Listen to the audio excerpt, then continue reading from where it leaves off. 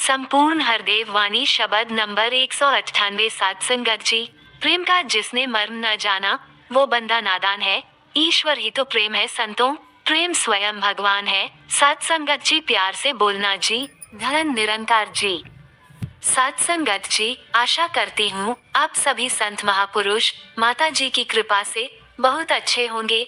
आप सभी का एक बार फिर से स्वागत है आपके अपने ही चैनल पर एक और नई साखी के साथ। आज का विषय है, अगर कोई इंसान अपनी जिंदगी में गलत फैसला ले लेता है तो उसका भुगतान करना ही पड़ता है। सत्संगत जी, साखी का विषय यही है, तो चलिए सुनते हैं आज की ये साखी। सत्संगत जी, एक गांव में मधु अपने बेटे के साथ रहती थी। एक दिन उसके बेटे सुनील ने अपनी माँ को खबर दी। सत्संगत जी, माँ आपको एक खुशखबरी सुनानी थी। माँ कहती है, बेटा क्या बात है? माँ, मुझे शहर में नौकरी मिल गई है। सत्संगत जी, माँ कहती है, ये तो बहुत खुशी की बात है बेटा, लेकिन तू अकेला शहर में कैसे रहेगा? माँ तुम चिंता मत करो, मैं शहर जाकर सब ठीक कर लूंगा, उसके बाद तुम्हें भी शहर बुला लूंगा। सत्संगत जी, ये सुनकर माँ उदास हो गई।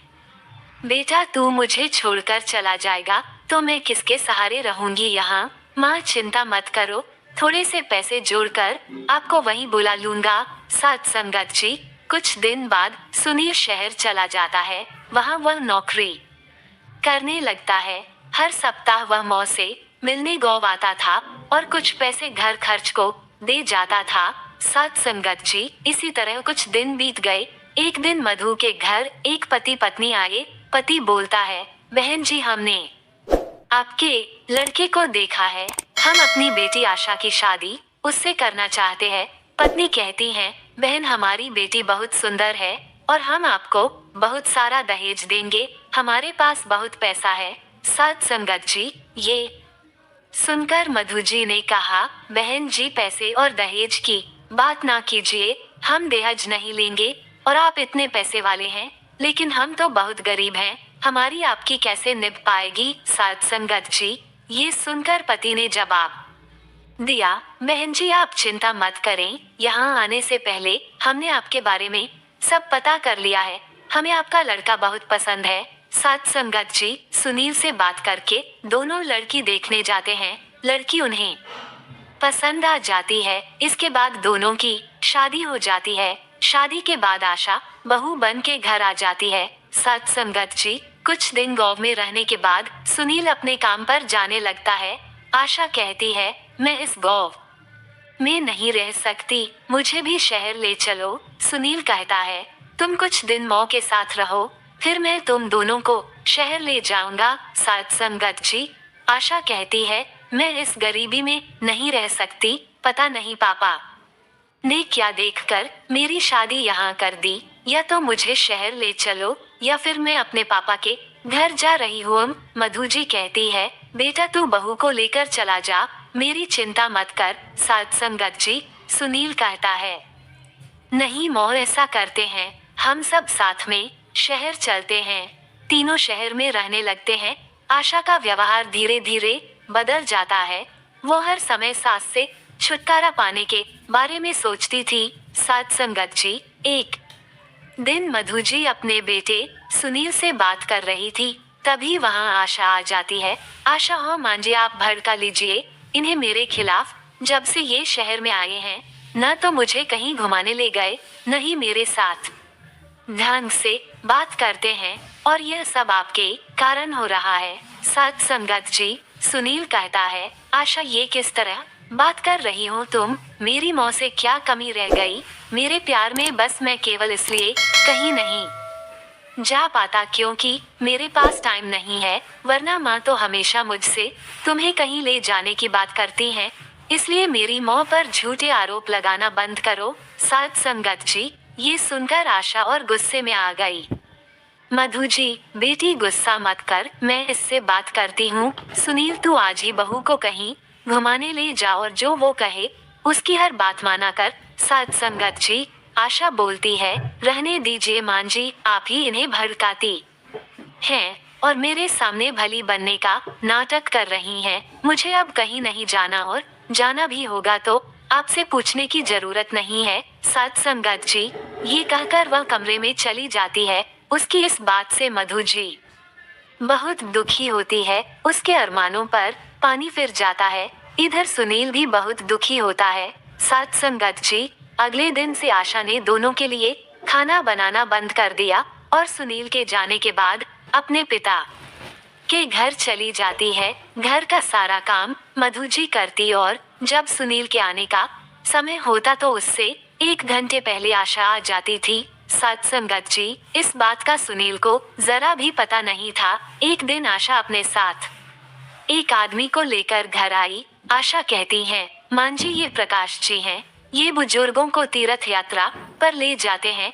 1 महीने की यात्रा है जिसमें सारे तीर्थ कराते हैं। बहुत कम खर्च में मैंने पैसे जमा करा दिए हैं। आप शाम को ही इनके साथ चली जाना। सत्संगत जी, मधु जी कहती है, लेकिन बेटी एक बार सुनील से तो पूछ लेने दे। आशा कहती है, नहीं मां जी, वो आपको जाने नहीं देंगे और ऐसा मौका आपको दोबारा नहीं मिलेगा। मधु जी आशा की बातों में आकर शाम को उस आदमी के साथ चली जाती है। सत्संगत जी, शाम को जब सुनील आता है तो वो माँ को न पाकर पूछता है। तब आशा कहती है, आशा बोलती है, मां जी तो तीर्थ यात्रा पर चली गई। उनके गांव से एक आदमी आया था, वो उन्हें अपने साथ ले गया। सत्संगत जी, सुनील बहुत परेशान हो गया। वह कुछ दिन माँ का इंतजार करता रहा, लेकिन माँ नहीं आई। उसके बाद वह गांव गया माँ के बारे में पता करने, लेकिन माँ का कहीं भी पता नहीं चला। सत्संगत जी, आशा बहुत खुश रहने लगी। उसके रास्ते का कांटा जो हमेशा के लिए निकल गया था। इधर वह आदमी मधु जी को बहुत दूर ले जाकर एक रेलवे स्टेशन पर बैठा कर चला जाता है। मधु जी को कुछ पता नहीं होता। जब वह सुबह देखती है तो वहाँ कोई नहीं था। मधु घबरा जाती है। वह रास्ता ढूंढने लगती है, लेकिन उसे कहीं कुछ समझ नहीं आता। सत्संगत जी, इधर सुनील अपनी माँ के लिए बहुत परेशान रहने लगा। वह बीमार पड़ गया। आशा ने जब ये सब देखा तो वह एक दिन अपने पिताजी के पास गई। सत्संगत जी, आशा कहती है, पापा जिस आदमी को आपने भेजा था उससे पता करो मेरी सास कहाँ है। उनके बिना तो ये बीमार पड़ गए। सत्संगत जी, पिताजी कहते हैं कि बेटी तेरी सास को छोड़ने के बाद वो आदमी वापस आ रहा था, उसका एक्सीडेंट हो गया, वो मर गया और तब से मैं भी बीमार पड़ा हुआ। बेटी हमें ऐसा नहीं करना चाहिए था। सत्संगत जी, ये सुनकर आशा रोने लगती है।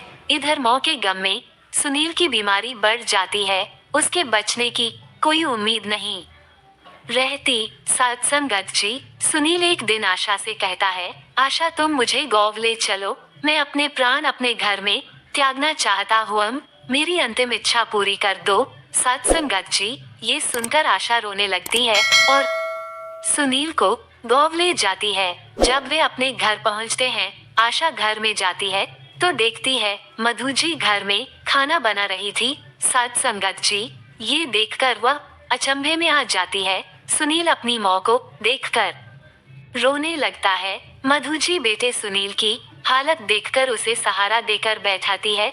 सत्संगत जी, सुनील कहता है, माँ तुम यहाँ कैसे? मैंने तुम्हें कहाँ कहाँ नहीं ढूंढा। बेटा बहू ने जिस आदमी के साथ मुझे तीर्थ यात्रा पर भेजा था वह धोखा देकर भाग गया। मैं भटकते भटकते किसी तरह गाँव पहुँच गई। मुझे लगा मेरा शहर में आना बहू को पसंद नहीं था, इसलिए यहीं मैं मेहनत मजदूरी करके अपना गुजर बसर करने लगी। लेकिन तूने अपनी ये हालत कैसे बना रखी है? सत्संगत जी, आशा कहती है, मां जी मुझे माफ कर दीजिए। आपसे पीछा छुड़ाने के चक्कर में मैं अपनी ही गृहस्थी में आग लगा बैठी। इनका ये हाल है कि डॉक्टर ने जवाब दे दिया ये सब मेरे पिता ने करवाया था। वे भी बहुत बीमार हैं और वो आदमी एक्सीडेंट में मर गया जिसे मेरे पिता ने भेजा था। सत्संगत जी, सुनील बोलता है, अब तुम यहाँ से चली जाओ, मैं अपनी माँ के चरणों में मरना चाहता हूँ, मुझे चैन से मरने दो। मधु जी बोलती है, नहीं बेटा अब तू क्यों चिंता करता है, मैं तुझे मरने नहीं दूंगी और बहू को माफ कर दे, इसे अपने किए की सजा मिल गई। साथ संगत जी, उसके बाद सास बहू ने दिन रात सुनील की सेवा की, उसे खुश रखने की कोशिश की। मोह का प्यार पाकर सुनील कुछ ही दिनों में बिल्कुल ठीक हो गया। साथ संगत जी, सुनील मोह में शहर नहीं जाना चाहता, यही कुछ काम कर लूंगा। शहर की चकाचौंध में सब धुंधला नजर आता है, यहाँ तक कि रिश्ते भी। कुछ दिन बाद आशा के पिताजी घर आए और मधु जी के पैरों में गिरकर माफी मांगने लगे। बहन जी, मैं अपनी बेटी को सुखी देखना चाहता था, लेकिन ये भूल गया, एक माँ को उसके बेटे से अलग करके जो अपराध कर रहा हूँ, उससे मेरी बेटी का संसार कभी सुखी नहीं रह सकता। साथ संगत जी, मधु जी बोलती है, मैंने आप सभी को माफ कर दिया। साथ संगत जी, इसके बाद आशा बिल्कुल बदल गई। वह अपनी सास की सेवा करने लगी। सुनील उसके व्यवहार से बहुत खुश रहने लगा। साथ संगत जी, कबीरदास कहते हैं कि पोथी पढ़ जग मुआ, पंडित भया न कोयत, ढाई अक्षर प्रेम का पढ़े सो पंडित होए। साथ संगत जी, रहीमदास जी कहते हैं, रहीमन धागा प्रेम का मत छोड़ो चटकाए, तोड़े फिर से ना जुड़े, जुड़े गांठ पड़ जाए। साथ संगत जी, गंदे कपड़ों में अगर शर्म आती है तो गंदे विचारों में भी शर्म आनी चाहिए। साथ संगत जी, कर्म की गठरी बांध के जग में फिरे इंसान, जैसा करे वैसा भरे, विधि का यही विधान। साथ संगत जी, आशा करती हूँ आप सभी को आज की साखी विचार अच्छी लगी हो तो वीडियो को लाइक शेयर जरूर कीजिएगा। आपका एक शेयर हमें आपके लिए नए साखी लाने के लिए प्रेरित करता है। ऐसी ही साखी सुनने के लिए हमारे साथ जुड़े रहे। साथ ही चैनल पर पहली बार आए है तो सब्सक्राइब करना ना भूले। संतो हमारे टेलीग्राम चैनल को फॉलो करें, लिंक डिस्क्रिप्शन में दे दूंगी। आप सभी से फिर मुलाकात होगी नई साखी और विचारों के साथ। तब तक के लिए खुश रहिए, सेवा सिमरन सत्संग करते रहिए, माता जी के चरणों से जुड़े रहिए, प्यार से बोलना जी, धन निरंकार जी।